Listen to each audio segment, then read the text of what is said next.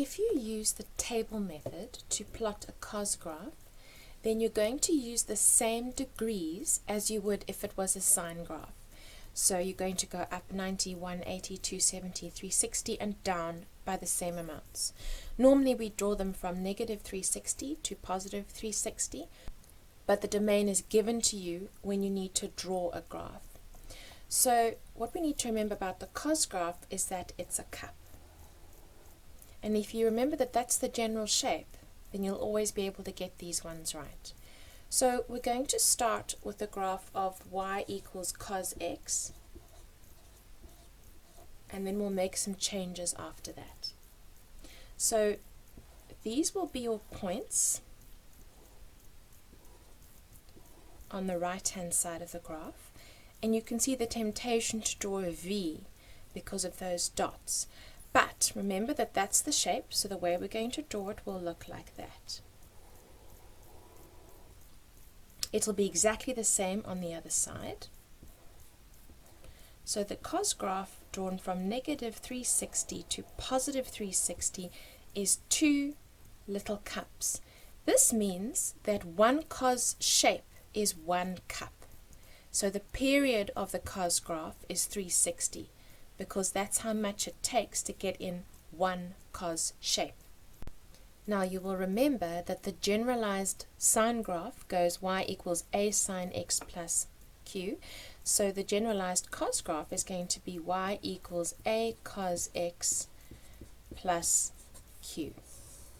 So in the original graph that we've just drawn, the a value is 1, so the amplitude only goes as far as 1 up there and negative 1 down here.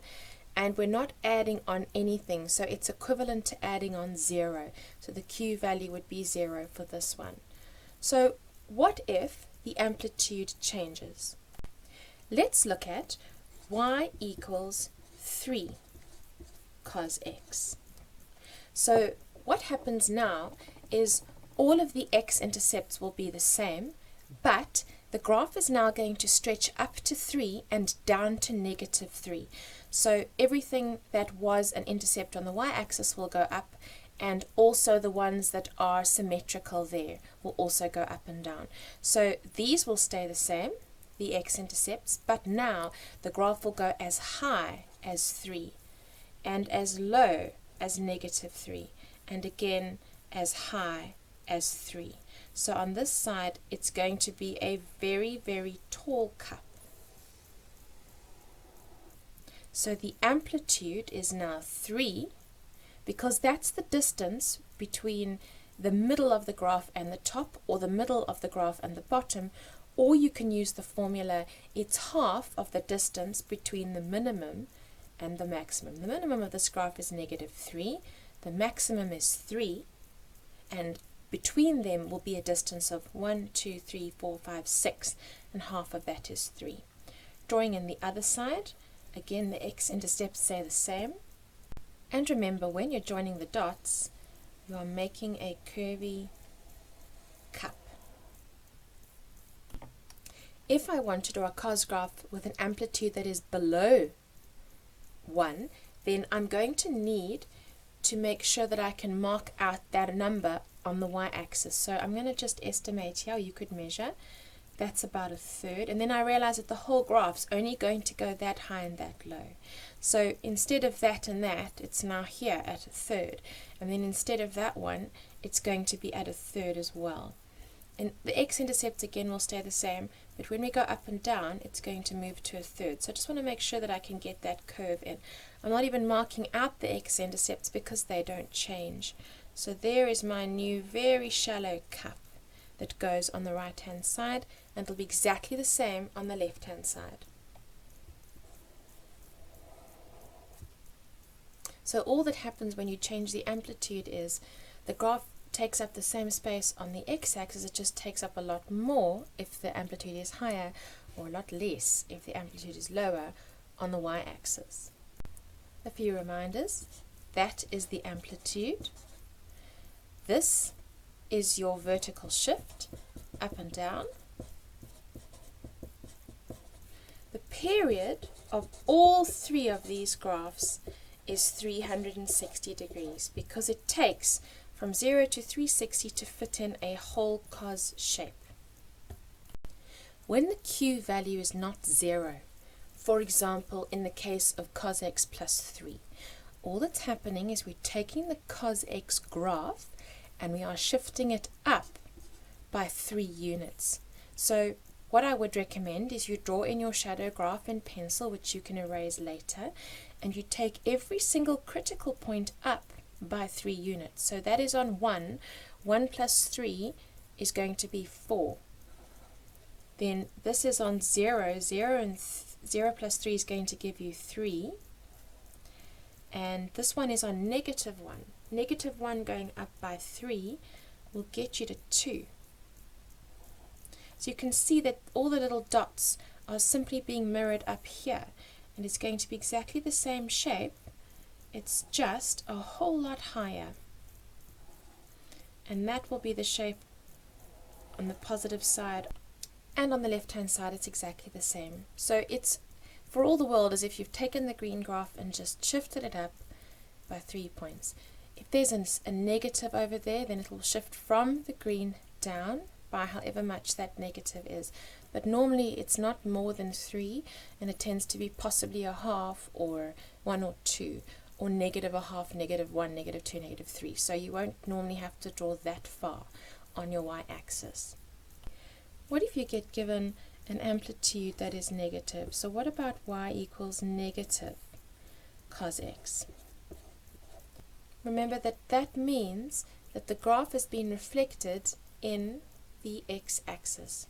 So when you have a negative amplitude, it is merely taking the shadow graph, which I recommend you draw in, and then reflecting every single point in the x-axis.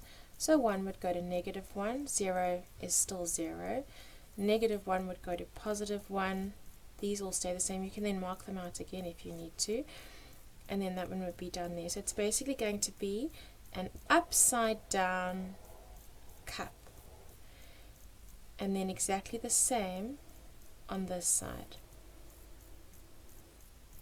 So it is as though you have just done an extra pattern that is the opposite way to the green graph. Now what if you combine a graph that has been reflected in the x-axis with one whose amplitude has changed? So what if we have y equals negative 3 cos x? So it's negative and the amplitude's not 1, so you can't just reflect the green graph with the orange one. You're going to have to reflect it and add in the 3. So what I would recommend you do when there are multiple changes that need to be made is that you do them in the order in which they are given in the formula. So first reflect it, then stretch it by 3, and then if we were going to add on something, like say we were going to add on 1 to this, I'd first reflect it, then stretch it by 3, and then move the whole graph up. So here we'll first reflect it, which we've done. So we've already got the orange graph, which is the reflection. That part has been done. Okay. Now I want to take the orange graph and stretch it so that it doesn't go to negative 1 and 1, but that it goes to negative 3 and 3. So then this one's going to go down there. So I'm just looking at the orange graph for now. You can erase ones as you go if it helps you. I would rather draw in all the pencil ones first and then erase them right at the end when you've got your final graph. So I've got negative 3 here, and then this one would normally go to positive 1, but I know I've got to stretch it to 3, so it's going to be all the way up there. Now I must just remember that I'm actually drawing an upside down cos graph. So if I can keep that in mind, if I can keep the shape in mind, then I won't get too confused. I can also plot in the extra ones if we need, and then this one goes all the way down to negative 3. Likewise on the other side. Those two stay the same, and then this one's up here. Okay, so now I have got my upside down cup on the right hand side, and I've got my upside down cup on the left hand side, and you can see it is exactly like a cos graph. It's just been reflected, and then we have stretched the amplitude by 3. Now what if I was going to say that and then minus 1, for example? Well, all I would do now is I would move that one down to another one further down. That one would go down by 1, that one would go down by 1. Every single point now would go down by 1. So let's try that. Right, so every single point moves down by 1 of the blue graph, because I've already reflected. I have done the 3, and now I'm going to minus the 1. So it's on the blue graph, the dark blue graph, that I subtract the 1. So I'm looking for each of the critical points on the dark blue graph to move them down by 1, so that I can then draw in my new one. So it should be exactly the same size as the dark one, just shifted down by 1. So everything gets shifted down. So you can see on the left hand side it's going to look like that. And then it'll be exactly the same shape on the right hand side, which you might be able to draw by symmetry, and you might not be able to. It's up to you. You do have to plot in the points, so you'll need to say, for example, I'm just going to put 1 down, that this is the point 90 and -1. You will need to put in your new critical points once you've drawn a graph that has been transformed.